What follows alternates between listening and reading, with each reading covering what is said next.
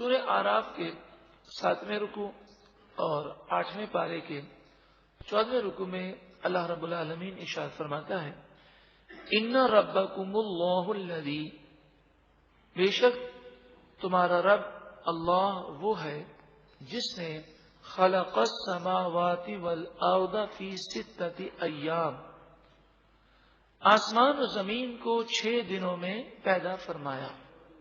ثم استوى علی العرش، پھر عرش پر استوا فرمایا، یعنی آسمان و زمین کی پیدائش کے بعد عرش کو پیدا فرمایا. قرآن پاک میں یہ فرمایا گیا کہ آسمان و زمین کو 6 دنوں میں بنایا گیا، لیکن آپ بخوبی جانتے ہیں کہ جب آسمان و زمین بنائے گئے تو وہاں رات اور دن کا یہ تصور نہیں تھا جو ہم رکھتے ہیں، کیونکہ رات اور دن اور 6 دن جو ہمارے یہاں سمجھے جاتے ہیں وہ تو یہ ہے کہ سورج نکلتا ہے پھر سورج غروب ہوتا ہے، اس طرح دن بنتے ہیں. لیکن اس وقت تو جب کائنات بن رہی تھی تو یہ نظام شمسی کا وجود نہ تھا. تو مفسرین نے اس کے 2 معنی بیان کیے. فرمایا ایک معنی تو یہ ہے 6 دن سے مراد یہ ہے کہ دنیا میں جو 6 دن کی مقدار ہے، ایک دن میں 24 گھنٹے، تو 6 دن میں جتنے گھنٹے ہیں جو وقت ہے، اس وقت کی مقدار میں اللہ تعالی نے پوری کائنات کو بنایا. اور دوسرا فرمایا کہ یہ دن سے مراد کیا ہے وہ اللہ ہی بہتر جانے، کہ دن ہمارے والا دن مراد ہے یا دن سے کوئی اور مراد ہے. اس لیے فرمایا کہ بس ہم اس پر ایمان رکھتے ہیں. فرمایا 6 دن میں بنایا، اس کی حقیقت اللہ ہی جانتا ہے. سوال یہ ہے کہ وہ رب اگر فرمائے کن ہو جا فیکون تو وہ ہو جاتا ہے، تو کائنات ایک لمحے سے بھی کم وقفے میں بن جاتی، 6 دن میں کیوں بنایا گیا؟ فرمایا اس میں اللہ تعالی کی حکمتیں ہیں، اس کی مصلحتیں ہیں، اور ایک حکمت لوگوں کی تعلیم ہے. ہر کام کو وہ بتدریج کریں، اطمینان سے کریں. یہ لوگوں کی تعلیم کے لیے بھی ایسا کیا گیا. دیکھیں نا، وہ چاہے تو ہم بیج بوئیں، رات کو بیج بوئیں، صبح دیکھیں تو اتنا بڑا درخت ہو جس کے پھل لگے ہوئے ہوں، لیکن اس کا ایک نظام ہے. پیدا تو وہی کرتا ہے، لیکن اس نے ایک نظام رکھا کہ بیج سے پودا، پودے سے درخت، پھر درختوں سے پھول اور پھول سے پھل، ایک پورا اس کا نظام ہے. یغشی اللیل النہار یطلبہ حثیثا، رات اور دن کو وہ ایک دوسرے پر ڈھانپتا ہے. اس طرح یطلبہ حثیثا، کہ دن فوراً رات کے پیچھے آتا ہے اور رات فوراً دن کے پیچھے آتی ہے. یعنی آپ دیکھیں، دن جا رہا ہوتا ہے، رات آ رہی ہوتی ہے. یہ معاملہ کوئی جلد بازی میں نہیں ہوتا بلکہ بتدریج ہے. کوئی ایسا نہیں محسوس ہوتا کوئی طوفان آ گیا، کوئی ہنگامہ کھڑا ہو گیا. غیر محسوس طریقے سے ہم رات سے دن میں چلے جاتے ہیں اور دن سے رات میں آ جاتے ہیں. پھر اسی طرح راتیں بڑی ہوتی ہیں اور پھر آہستہ آہستہ راتیں چھوٹی ہوتی ہیں. تو یہ بھی کوئی دھماکہ نہیں ہے کہ جناب آج رات کو سوئے تو رات جو ہے ہماری 12 گھنٹے کی تھی اور کل ہم سوئے تو رات جو ہے 3 گھنٹے کی ہو گئی. ایسا نہیں ہوتا، بلکہ اللہ تعالیٰ نے ایک ایسا نظام بنایا جس سے ہماری زندگیوں میں کوئی خلل واقع نہ ہو. والشمس والقمر والنجوم مسخرات بامری، اور سورج اور چاند اور ستارے اللہ کے حکم کے پابند ہیں، جو وہ فرماتا ہے وہی کرتے ہیں. کوئی بھی چیز ہم بناتے ہیں، کتنی اعلیٰ قسم کی مشین بھی لے کر آئیں، وہ چلتے چلتے ناکارہ ہو جاتی ہے، اس کی صلاحیتوں میں فرق آ جاتا ہے. قربان جائیے میرے رب کی قدرت پر کہ ایک سورج بنایا گیا، وہ ہزاروں سال سے روشن ہے، ایک نظام کے تحت چل رہا ہے، 1 سیکنڈ کا بھی فرق نہیں پڑتا. الا لہ الخلق والامر، سن لو اسی کے لیے ساری مخلوق ہے. والامر، اور سارے معاملات کا اختیار صرف اسی کو ہے، وہ جو چاہے کرے. تبارک اللہ رب العالمین، اللہ جو رب العالمین ہے، سارے جہان والوں کا پالنے والا ہے، وہ بڑی برکت دینے والا ہے، اس سے وابستہ تو ہو جاؤ۔ دنیا میں در در کی ٹھوکریں کیوں کھاتے ہو؟ ارے اس کے دربار میں جھک تو جاؤ، وہ بڑی برکت دینے والا ہے۔ اپنے معاملات اس کے سپرد کر کے تو دیکھو وہ کیسا کرم فرماتا ہے۔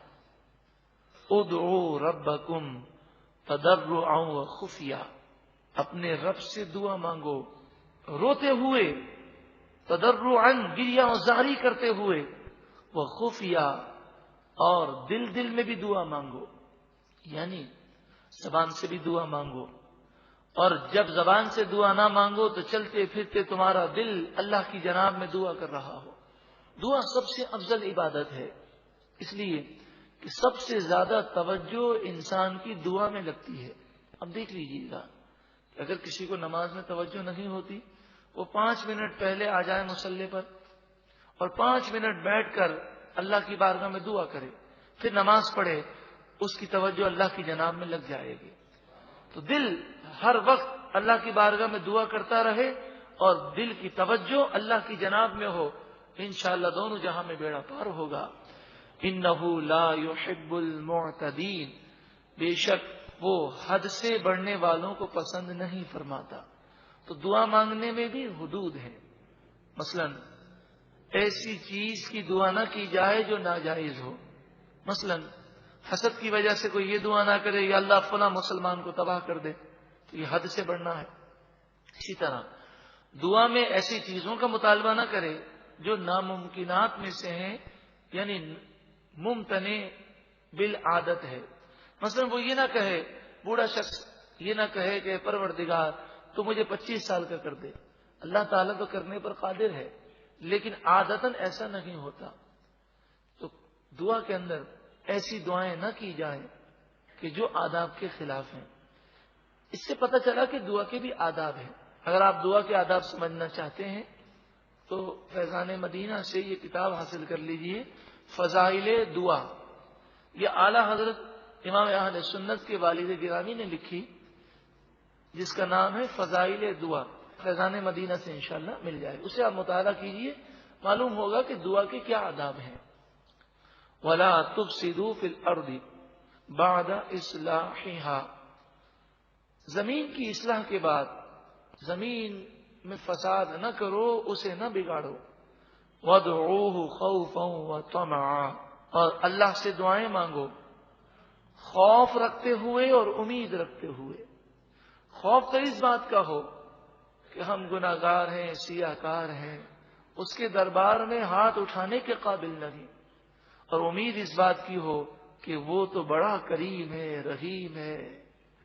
ایک ماں جو اپنے بچے سے محبت کرتی ہے تو 70 مائیں جو اپنے بچوں سے محبتیں کرتی ہیں، اس سے زیادہ بھی وہ اپنے بندوں سے پیار فرماتا ہے۔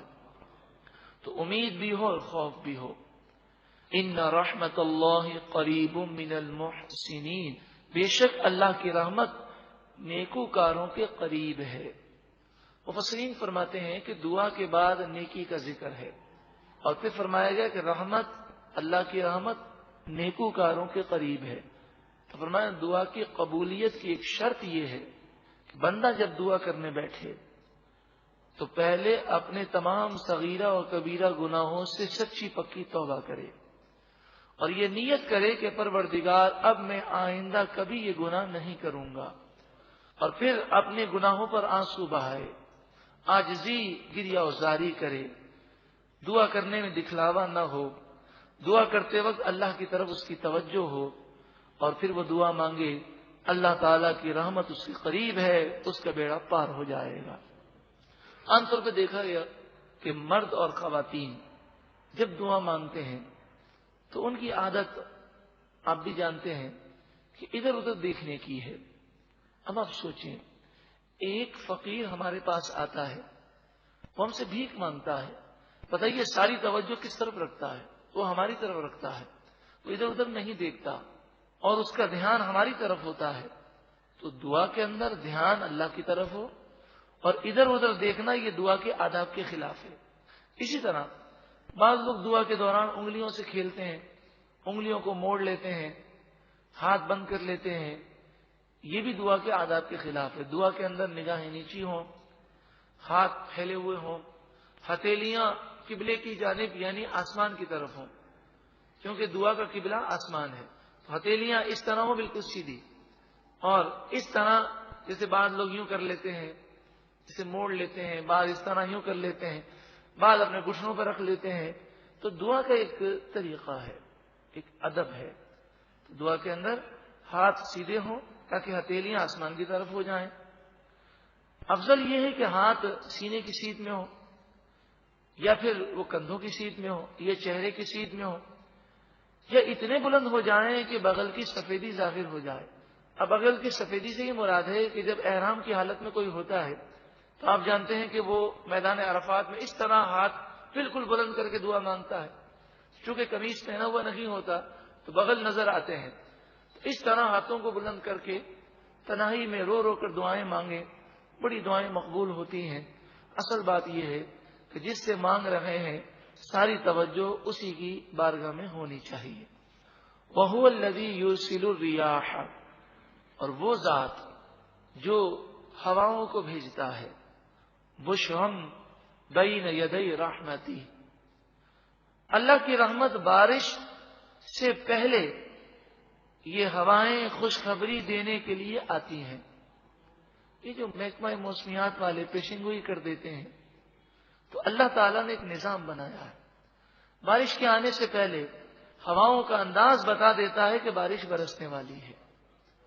اور یہ بادل لاتا کون ہے؟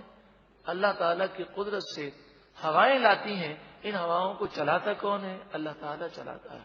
سائنس اور محکمہ موسمیات والے ہواؤں کا انداز تو بتا سکتے ہیں، ہوا کہاں جا رہی ہے، کہاں آ رہی ہے، لیکن وہ رخ چینج کرنے پر قادر نہیں۔ حتیٰ یہاں تک اذا اقلت سحابا ثقالا، یہاں تک کہ جب وہ ہوا ایک بھاری بادل کو اٹھا کر لاتی ہے، جو پانی سے بھرا ہوا بادل ہوتا ہے، سقنا ہو، ہم اس بادل کو لے جاتے ہیں لبلد میت، ویران اور بنجر زمین کی طرف۔ کبھی کبھی ایسا ہوتا ہے کہ بادل چھا جاتے ہیں، بارش کا امکان ہوتا ہے، بارش نہیں ہوتی، بادل آگے بڑھ جاتے ہیں، تو اللہ تعالیٰ جہاں چاہتا ہے بادل پہنچتے ہیں۔ فَأَنزَلْنَا بِهِ الْمَاءَ، پھر ہم نے نازل کیا اس بادل کے ذریعے پانی کو۔ یہ پانی کس نے نازل کیا؟ اللہ نے نازل کیا۔ فَأَخْرَجْنَا بِهِ مِنْ كُلِّ الثَّمَرَاتِ، پھر ہم نے اس پانی کے ذریعے ہر قسم کے پھل پیدا کیے۔ اس پانی میں، اس زمین میں یہ صلاحیت کس نے دی کہ بیج رکھا جائے تو پودا بن جاتا ہے؟ اس پودے میں یہ طاقت کس نے دی کہ وہ زمین سے پانی کھینچے اور اس میں پھول بھی پیدا ہوں، پھر پھل بھی پیدا ہوں؟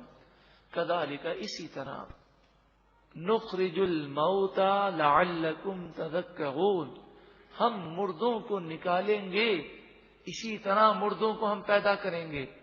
یہ ساری باتیں اس لیے فرمائی جاتی ہیں تاکہ تم نصیحت حاصل کرو۔